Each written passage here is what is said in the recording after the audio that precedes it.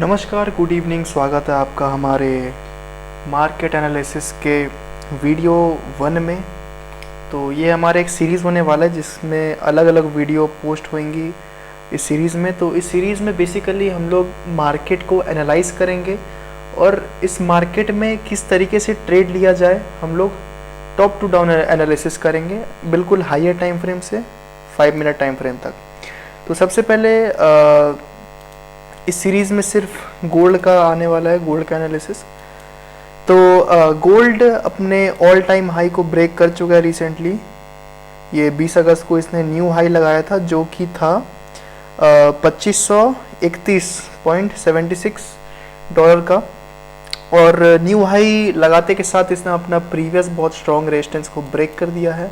और साथ में सबसे ज़्यादा इस सिचुएशन में सबसे ज़्यादा कन्फ्यूजन तब होता है क्योंकि ये जो है हमारा अब कोई भी रेजिस्टेंस ड्रॉ करने का मतलब ऐसा नहीं है, क्योंकि ये अपने ऑल टाइम हाई में चलता है। लोगों को ट्रेड करने में सबसे ज़्यादा दिक्कत यहाँ ये आता है कि उनको रेजिस्टेंस पॉइंट नहीं मिलता, उनको लेवल नहीं मिलता बड़े टाइम फ्रेम में, तो ट्रेड करने में दिक्कत आती है।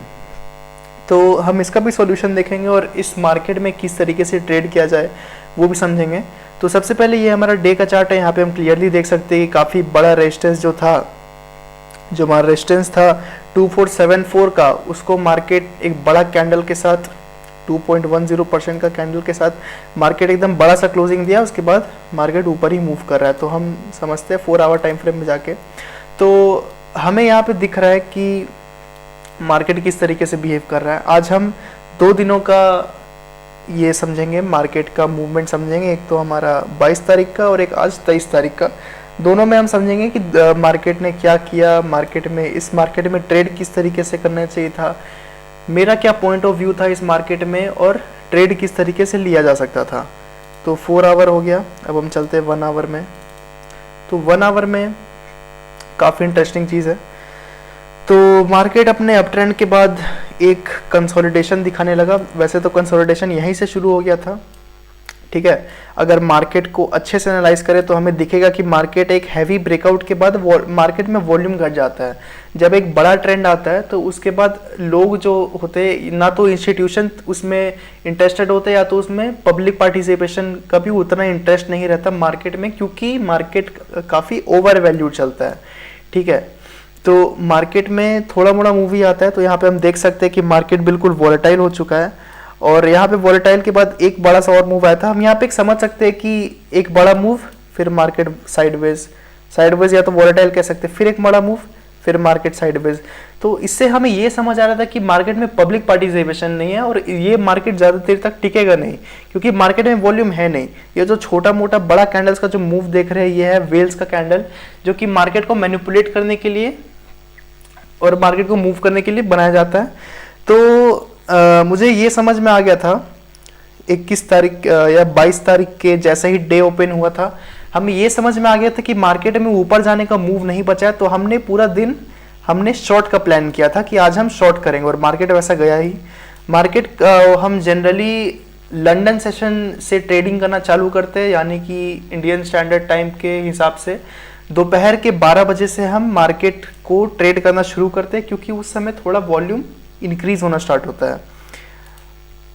तो बढ़ते हैं अपने 15 मिनट टाइम फ्रेम की तरफ।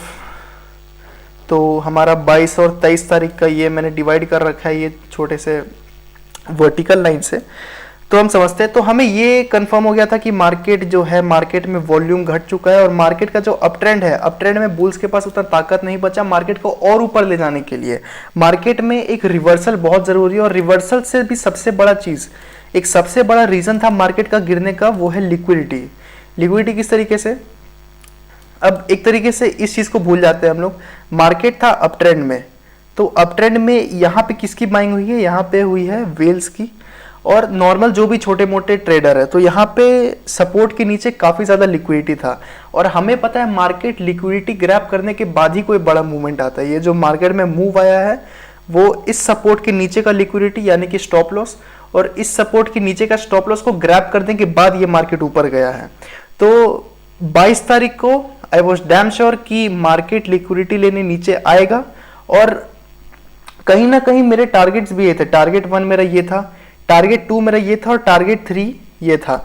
एक्सपेक्टेड तो ये भी था कि मार्केट इस लेवल में, इस जोन में एंटर करके वापस ऊपर जाएगा, ताकि इस लेवल में जैसे ही एंटर करे ये बाकी सेलर्स की भी लिक्विडिटी ले सके, लेकिन मार्केट ऐसा नहीं किया। मार्केट यहाँ पे टैप करके थोड़ा सा अंदर घुस के हल्का से लिक्विडिटी लेके मार्केट ऊपर चला गया। हम समझते हैं 22 और 23 तारीख को मार्केट किस तरीके से बिहेव किया।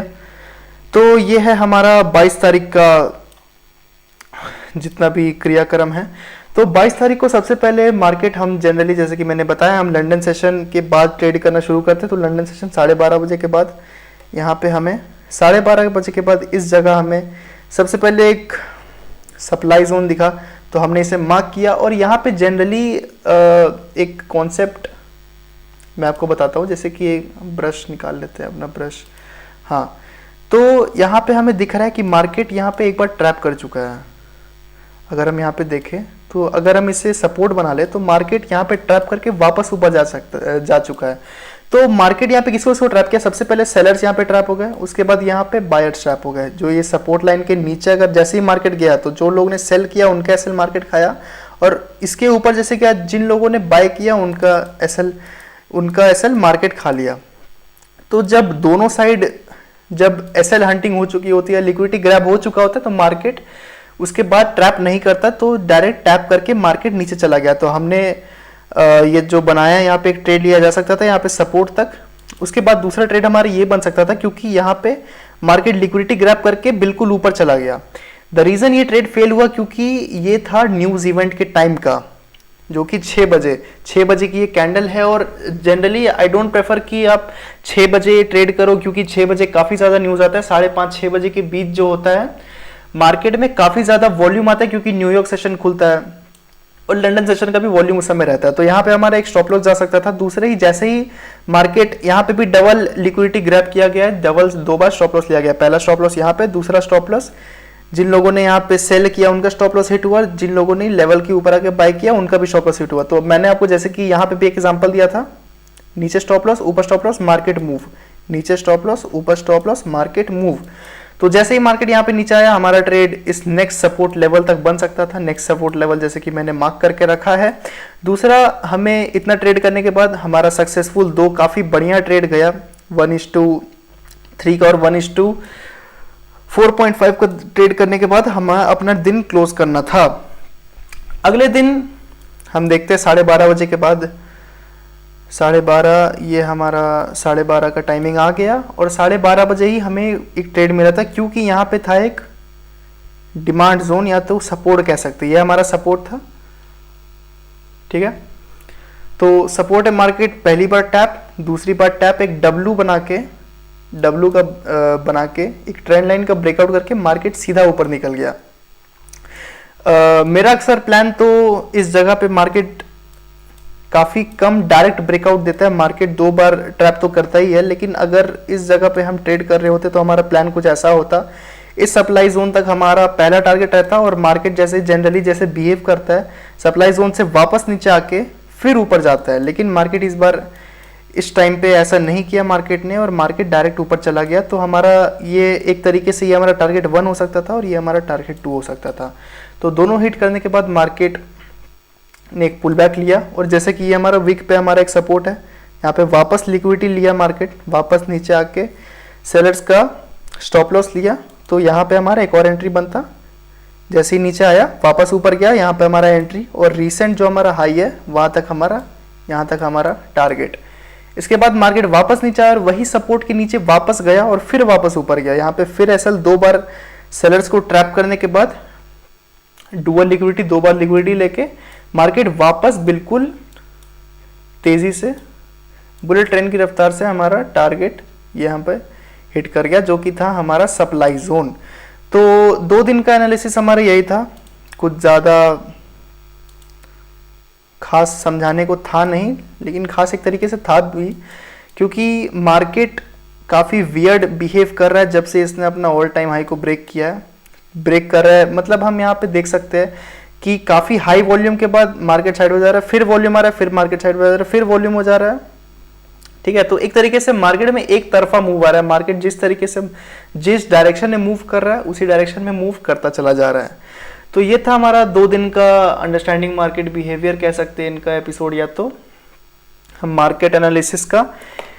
भी इसको एपिसोड 1 कह सकते हैं। बाकी जो हमारा बनेगा अगले दिन, आज तो फ्राइडे है, तो मंडे के मार्केट ओपनिंग के बाद हम ये सीरीज को कंटिन्यू करेंगे। डेली हम इसमें वीडियोस अपलोड करेंगे ताकि बिगिनर्स का या जितने भी लोग हैं ट्रेडर्स भाई का, उनका ट्रेडिंग में मार्केट को समझने का नज़रिया बदल सके और जिस तरीके से ट्रेड लेना है लिक्विडिटी के जरिए उनका वो बदल सके। तो आज के लिए बस इतना ही, मिलते हैं नेक्स्ट वीडियो में।